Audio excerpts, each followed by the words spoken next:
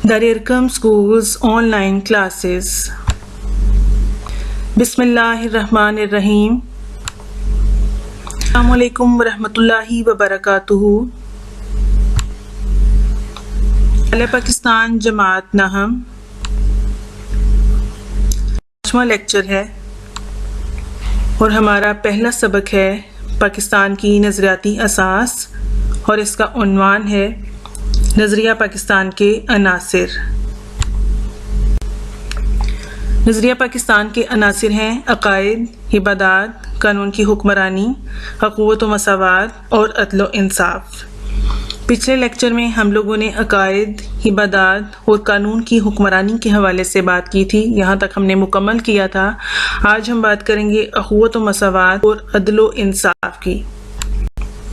अखुवत व मसावात, अखुवत कहते हैं भाईचारे को और मसावात कहते हैं बराबरी को। इस्लामी मुआशरे में अखुवत व मसावात को बेपनाह अहमियत हासिल है। अगर हम इसकी बात करें तो मौक़ात मदीना की मिसाल हमारे जहन में आती है। जब नबी करीम सल्लल्लाहु अलैहि वसल्लम ने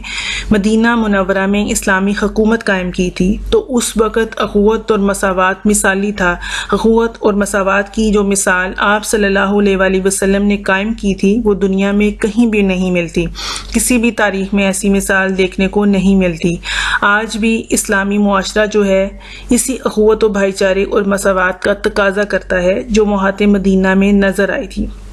क्योंकि उस वक़्त आप सल्लल्लाहु अलैहि वसल्लम ने इंसार और महाजरीन का हाथ एक दूसरे के हाथ में देकर फरमाया कि आज से तुम लोग भाई भाई हो। और उसके बाद हर एक चीज़ में आधा आधा हिस्सा भी जो था अपने भाई के साथ जो था उसको बांटा गया। तो इस वजह से मौक़ात मदीना की मिसाल जो है हमें पूरी दुनिया में कहीं नहीं मिलती। इसलिए इस्लामी मुआशरा इस तरह के भाईचारे और मसावात का हमसे तकाज़ा करता है। अब बात करते हैं इस्लाम से पहले की, जब ज़माना जाहिलियत था। ज़माना जाहिलियत में कोई निज़ाम नहीं था ज़िंदगी गुजारने का, ना इनफरादी ज़िंदगी, ना इज्तमाई ज़िंदगी, मुआशरती ज़िंदगी जो थी, निजी ज़िंदगी, उसका कोई ऐसा तसव्वुर मौजूद नहीं था। कोई असूल मौजूद नहीं थे, कोई कवानीन नहीं थे, कोई हदूद मुकर्रर नहीं थी। लोग एक दूसरे के दुश्मन थे, रिश्तों का आपस में तकद्दुस नहीं था, बेटियों को जिंदा दरगोर किया जाता था, लोग मुआशरती बुराइयों में पड़े हुए थे, शराब पीते थे तो एक दूसरे के का कत्लो गारत करते थे, बेपनाह मसाइल में जो थे वो डूबे हुए थे। लेकिन जब इस्लाम आया, ज़हूर इस्लाम हुआ तो उस वक़्त आप सल्लल्लाहु अलैहि वसल्लम ने एक मुकम्मल ज़ाब्ता हयात दिया, एक मुकम्मल निज़ाम दिया लोगों को ज़िंदगी गुजारने का, इनफरादी ज़िंदगी के हवाले से, इज्तिमाई ज़िंदगी के हवाले से, मुआशरती ज़िंदगी के हवाले से कि किस तरह से ज़िंदगी गुजारनी है। एक मुकम्मल ज़ाब्ता हयात दिया, एक निज़ाम दिया ताकि लोग जो हैं आपस में मोहब्बत रह सकें। आप सल्लल्लाहु अलैहि वसल्लम ने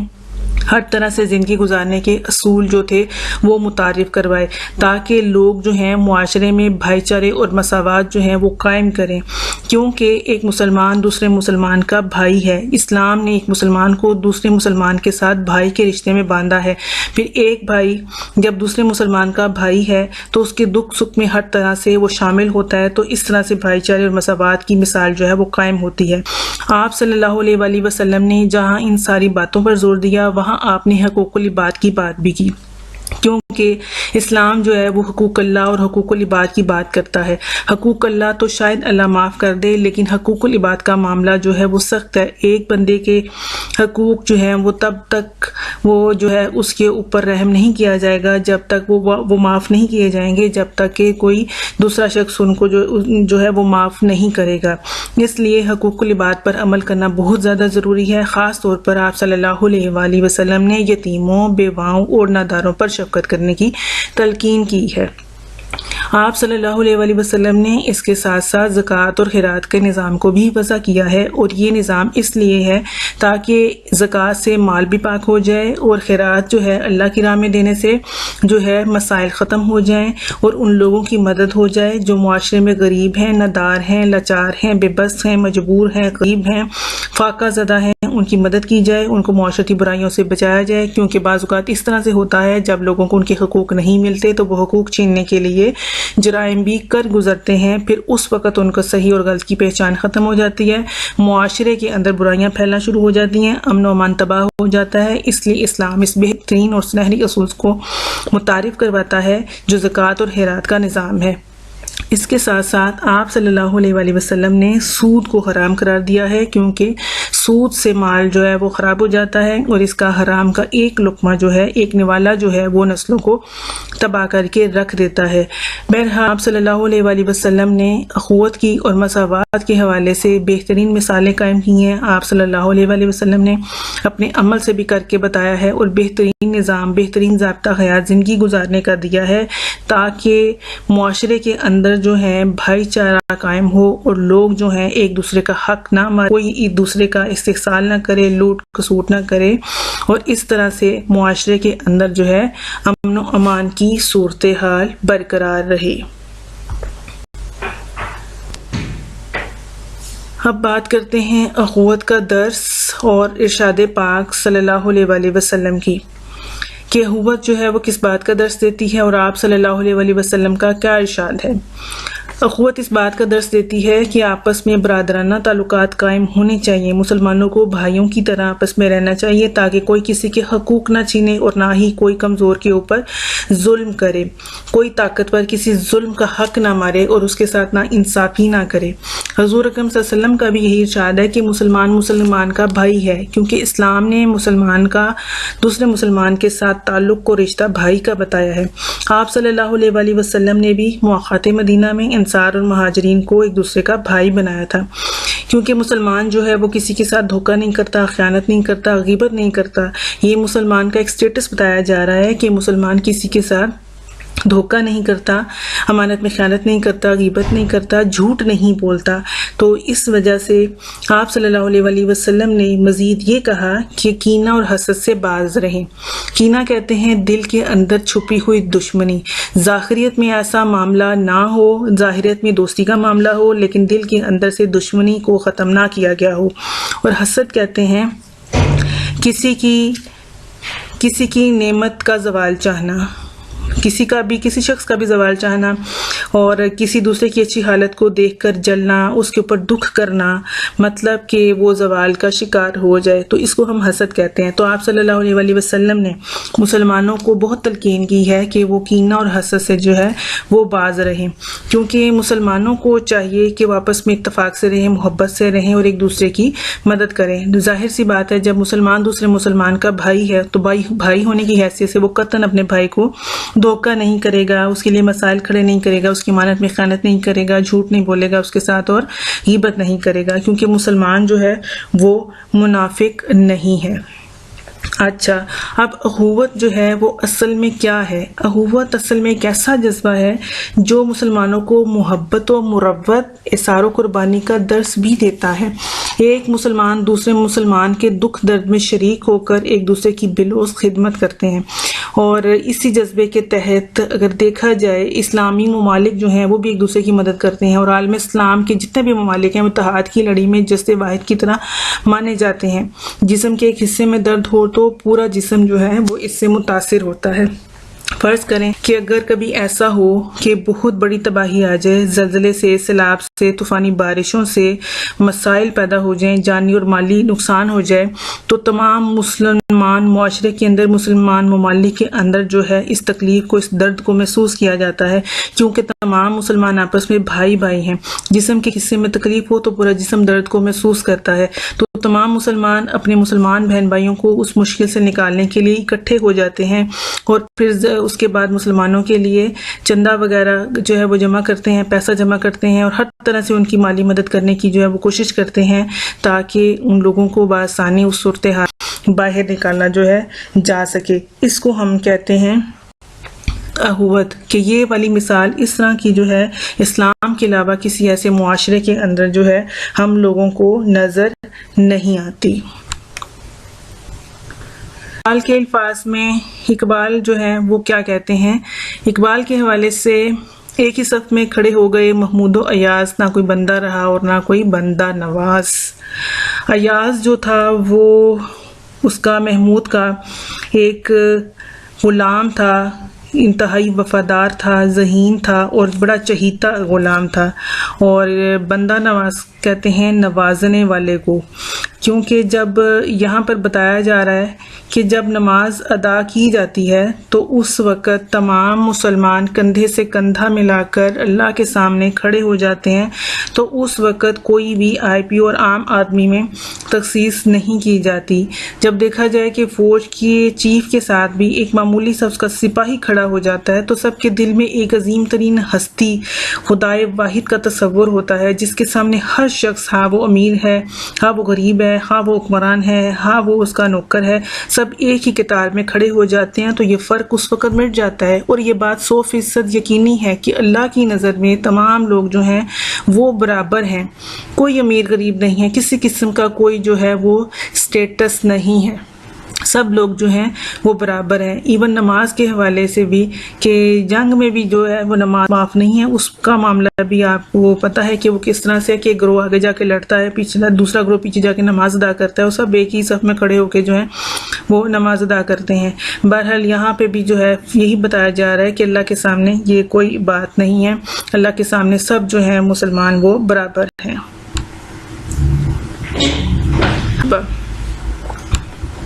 آخری خطبہ حجۃ الوداع کے حوالے سے کہ اسلام میں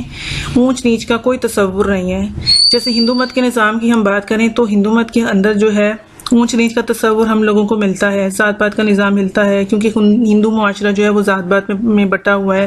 4 ذاتوں میں انہوں نے اپنے معاشرے کو تقسیم کیا ہے، برہمن، کھشتری، ویش و شودر، جبکہ جو اسلام کا نظام ہے، اسلام میں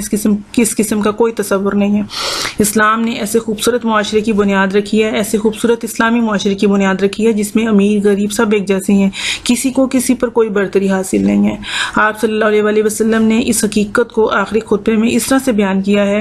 کہ اے لوگو، بے شک تمہارا رب بھی ایک ہے اور تمہارا باپ بھی ایک ہے۔ یاد رکھیں کہ ہم سب حضرت آدم علیہ السلام کی اولاد ہیں۔ آگاہ رہو، کسی عربی کو کسی اجمی پر، کسی اجمی کو کسی عربی پر، کسی سفید فام کو کسی سیاہ فام پر، کسی سیاہ فام کو کسی سفید فام پر کوئی فضیلت حاصل نہیں۔ فضیلت کا معیار صرف اور صرف تقویٰ ہے۔ کوئی انسان کسی بھی علاقے سے تعلق رکھتا ہو، اس کا جو معاملہ ہے فضیلت کا معیار جو ہے وہ صرف تقویٰ ہے۔ اللہ تعالیٰ کے پاس صرف تقویٰ پہنچتا ہے۔ جیسے ہم مسلمان بقرہ عید کے اوپر قربانی کرتے ہیں جانوروں کی، تو اللہ تعالیٰ کے پاس، اللہ تعالیٰ کے ہاں کسی جانور کا خون یا گوشت نہیں پہنچتا، صرف دلوں کا، مسلمانوں کے دلوں کا تقویٰ پہنچتا ہے، ان کی پرہیزگاری، ان کی نیت پہنچتی ہے۔ تو اس وجہ سے اللہ تعالیٰ نے برتری کا اور فضیلت کا معیار جو ہے وہ تقویٰ کو قرار دیا ہے۔ یہ نسل، علاقہ، رنگ، زبان، یہ فضیلت اور برتری کا معیار بالکل بھی نہیں ہے۔ اسلام میں اللہ تعالیٰ کے نزدیک جو ہے وہ فضیلت کا معیار صرف تقویٰ بتایا ہے۔ اسلام تو نام ہی مساوات کا ہے، کیونکہ اللہ تعالیٰ کے نزدیک کوئی شخص برتر نہیں ہے۔ اگر کوئی بڑا بھی ہے تو اپنے اچھے اعمال کی بنا پر ہو سکتا ہے۔ ہمارے پاس جو ہے مثال ہے، مسجد میں کوئی بھی شخص جو ہے وہ افضل نہیں ہے، سب ایک امام کے پیچھے کھڑے ہو کر نماز ادا کرتے ہیں، اللہ کے حضور کسی کو برتری حاصل نہیں ہے۔ تو مسجد کی مثال اگر لی جائے تو 5 وقت دن میں تمام مسلمان ایک امام کے پیچھے کندھے سے کندھا ملا کر کھڑے ہو جاتے ہیں، اور اسی طرح سے حج کے موقع پر تمام مسلمان ایک ہی لباس میں، پوری دنیا سے تعلق رکھنے والے جو مسلمان ہیں، عربی، اجمی، گورے، کالے، سب جو ہے مسلمان ایک ہی لباس میں ملبوس ہو کر ایک ہی طرح کے الفاظ کہتے ہوئے اللہم لبیک اللہم لبیک کی اب پکار بلند کرتے ہوئے اللہ کی ہاں مساوات کی مثال کو جو ہے وہ قائم کرتے ہیں۔ تو اسلام جو ہے اس طرح کی مثالوں سے بھرا پڑا ہے، حتیٰ کہ اللہ تعالیٰ بھی مساوات نسل انسانی کا درس دیتے ہوئے ارشاد فرماتا ہے سورۃ الحجرات میں، یا ایھا الناس انا خلقناکم من ذکر وانثی وجعلناکم شعوبا وقبائل لتعارفوا ان اکرمکم عند اللہ اتقاکم۔ لوگوں، ہم نے تم کو ایک مرد اور عورت سے پیدا کیا، مطلب حضرت آدم علیہ السلام اور اماں حوا سے پیدا کیا، اور تمہاری قومیں اور قبیلے بنائے تاکہ ایک دوسرے کو شناخت کرو، مطلب یہ آپس کے لیے بنایا تھا تاکہ ایک دوسرے کو شناخت کر سکو، اور اللہ کے نزدیک تم میں سے سب سے زیادہ عزت والا وہ ہے جو زیادہ پرہیزگار ہے۔ اللہ تعالیٰ کے ہاں جو معیار ہے وہ تقویٰ اور پرہیزگاری ہی ہے۔ لہٰذا اسلامی معاشرے کے اندر اخوت و مساوات کو انتہائی اہمیت حاصل ہے، اور آج اس طرح کی اخوت و مساوات کی مثالیں جو ہیں ہم لوگوں کو اس قائم کرنی چاہیے تاکہ آئندہ آنے والی ہماری نسلیں جو ہیں وہ بھی اسی طرز عمل کو اپنائیں۔ عدل و انصاف، اگلا ہے ہمارا عدل و انصاف۔ عدل و انصاف جو ہے اس کے بغیر معاشرے میں ترقی نہیں ہو سکتی۔ کوئی بھی حکومت جو ہے وہ دین کے بغیر قائم رہ سکتی ہے، لیکن عدل و انصاف کے بغیر جو ہے کسی ریاست کا قائم رہنا ممکن نہیں ہے۔ اسلامی معاشرہ جو ہے وہ عدل و انصاف پر زور دیتا ہے۔ اسلامی معاشرے میں ایک مسلمان دوسرے مسلمان کی زبان اور ہاتھ سے محفوظ ہوتا ہے۔ ہر شہری جو ہے وہ عدل سے کام لیتے ہوئے ذخیرہ اندوزی، رشوت، غیبت، بہتان تراشی، عصمت دری اور دوسروں کی پگڑی اچھالنے سے باز رہتا ہے۔ اس طرح اسلامی معاشرہ عدل و انصاف کی وجہ سے امن کا گہوارہ جو ہے وہ بن جاتا ہے۔ تو عدل و انصاف جو ہے وہ بھی انتہائی ضروری ہے ایک اسلامی معاشرے کے اندر، اس کا بول بالا جو ہے وہ بھی ہونا چاہیے، اور اس کا تقاضا بھی یہی ہے کہ معاشرے میں ہر کسی کو جو ہے اس کا حق ملے۔ عدل و انصاف کا بول بالا ہوگا تو معاشرتی برائیاں ختم ہوں گی، کوئی چوری نہیں کرے گا، کوئی کسی وجہ سے کسی کو قتل نہیں کرے گا، نہ کوئی ناجائز کام کرے گا جیسے رشوت، ڈاکہ، چوری، ذخیرہ اندوزی، رشوت، بہتان تراشی وغیرہ، کوئی کسی کی عصمت دری نہیں کرے گا، ان سب سے باز رہے گا، اور کسی کے حق کو جو ہے اس کو غصب نہیں کرے گا، اور سزا کے خوف سے جو ہے کوئی بے انصافی اور بے ایمانی کا مرتکب خود کو نہیں کرے گا۔ ایون طلوع اسلام سے پہلے بھی جو تھا اس قسم کی بے ایمانی کے طاقتور کو سزا نہ دینا جبکہ کمزور کو سزا دینا جو تھا وہ عام تھا، اور طاقتور لوگ جو تھے عام لوگوں کو، کمزور لوگوں کو سزا دے کر خود کو بہت سمجھتے تھے کہ ان کی بڑائی ہے، لیکن جب اسلام آیا تو اسلام کے بعد عدل و انصاف کا بول بالا ہوا، معاشرے میں عدل و انصاف کی فضا جو تھی وہ قائم ہوئی، اور مسلم معاشرے میں انصاف ایک اہم ضرورت بن گیا۔ عدل و انصاف کی ضرورت زندگی کے ہر شعبے میں ہے، ہر شعبے کے علاوہ انفرادی زندگی ہو، اجتماعی زندگی ہو، گھریلو زندگی کے اندر بھی عدل و انصاف کے اوپر جو ہے وہ عمل کرنا چاہیے، اس کا پیروکار بننا چاہیے۔ ہم اپنی انفرادی اور نجی زندگی کو بھی، گھریلو زندگی کو بھی بہترین بنا سکتے ہیں اگر عدل و انصاف کے اوپر عمل کیا جائے، اور اس کی ضرورت جو ہے وہ زندگی کے ہر شعبے میں ہے، اور عدل و انصاف کے نفاذ کو ممکن بنانا عدالتی نظام کی ذمہ داری ہے۔ عدالتیں آزاد ہونی چاہیے، ججز آزاد ہونے چاہیے، ان کے اوپر کسی قسم کا پریشر، کسی قسم کا کوئی دباؤ نہیں ہونا چاہیے، کسی سیاسی شخصیت کا دباؤ نہیں ہونا چاہیے، تاکہ قانون کا اطلاق سب پر یکساں ہو سکے، سب کے ساتھ یکساں معاملہ ہو سکے، کسی کے ساتھ ناانصافی نہ ہو، کسی امیر کے ساتھ، کسی غریب کے ساتھ کسی قسم کی کوئی زیادتی نہ ہو، جو جرم کرے، جو مجرم ہے، اس کو اس کے مطابق جو ہے وہ سزا ملنی چاہیے۔ اگر سزا نہیں دیں گے، اگر طاقتور کو چھوڑ دیا جائے گا اور عام غریب شخص کو پکڑ کر اس کے اوپر حد لاگو کر دی جائے گی، حد مقرر کر دی جائے گی، تو پھر مسائل جو ہیں وہ پیدا ہو جائیں گے۔ تو اس وجہ سے عدل و انصاف کے حوالے سے اس کو قائم کرنا جو ہے وہ بے انتہا جو ہے وہ ضروری ہے، اس سے ہم جو ہے وہ انکار نہیں کر سکتے۔ تو عدل و انصاف کو معاشرے میں کامیاب بنانے کے لیے ضروری بھی یہی ہے کہ ججز کو ہم آزاد کریں، ان کے اوپر کسی قسم کا پریشر جو ہے وہ نہیں ڈالنا چاہیے، اور جو نظام زندگی ہے، اسلامی معاشرہ تو ایک خلیفہ وقت کو بھی کٹہرے میں لا کر کھڑا کر دیتا ہے اور اسے سوال و جواب کرتا ہے۔ بہرحال حضور پاک صلی اللہ علیہ وسلم کا فرمان ہے کہ جو قوم عدل و انصاف کو ترک کرتی ہے تباہی اور بربادی اس کا مقدر بن جاتی ہے۔ حضور اکرم صلی اللہ علیہ وسلم نے عدل و انصاف کی بہت سی مثالیں قائم کی ہیں جو دنیا کے لیے بہترین نمونہ ہے۔ تو ایک دفعہ قبیلہ بنو مخزوم کی عورت نے چوری کی تھی، تو لوگوں نے آپ سے سفارش کی تھی، تو آپ صلی اللہ علیہ وسلم نے کیا جواب دیا تھا؟ آپ صلی اللہ علیہ وسلم کا یہی جواب تھا کہ تم سے پہلے قومیں اسی لیے تباہ و برباد ہو گئی تھیں کہ ان میں سے جب کوئی بڑا آدمی جرم کرتا تھا تو اسے سزا نہیں دی جاتی تھی، اگر کوئی چھوٹا آدمی جرم کرتا تھا تو اس کے اوپر حد لاگو کر دی جاتی تھی، اس کو سزا دے دی جاتی تھی۔ تو خدا کی قسم اگر فاطمہ بنت محمد صلی اللہ علیہ وسلم بھی چوری کرتی تو میں اس کا ہاتھ کاٹ دیتا۔ تو یہ ہے اسلام کا بتایا ہوا کردہ نظام کہ قانون کی نظر میں سب برابر ہیں، تو کوئی کسی کے ساتھ جو ہے وہ ناانصافی نہ کرے، قانون اللہ تعالیٰ کے احکامات کے مطابق، اور ججز بھی جب فیصلہ کریں، نبی کریم صلی اللہ علیہ وسلم کی کہ اگر زندگی سے اس مثال کو دیکھا جائے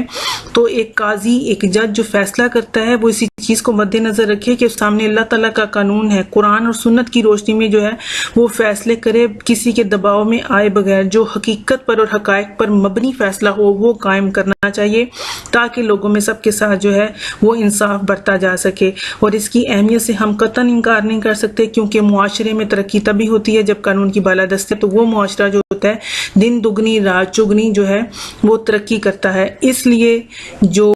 اخوت و مساوات اور عدل و انصاف کا معاملہ ہے یہ اسلام کے اندر موجود ہیں، اور اسلام جو ہے اسی نظام کو قائم کرنا چاہتا ہے کہ معاشرے کے اندر اخوت و مساوات ہو، عدل و انصاف کا بول بالا ہو، کی زندگیوں میں آسانیاں ہوں، محبت ہو، اتفاق ہو، بھائی چارہ ہو، تاکہ مسائل ختم ہوں، معاشرتی برائیوں کو کنٹرول کیا جائے اور مسائل کو حل کیا جائے۔ آج کا ہمارا لیکچر یہیں تک تھا، اور آخر میں اس دعا کے ساتھ کہ اللہ کریم آپ سب کو ہمیشہ اپنے حفظ و امان میں رکھے اور آپ کو صحت و تندرستی کی بہترین حالت میں رکھے۔ اگلے لیکچر تک کے لیے اجازت دیں، اللہ حافظ۔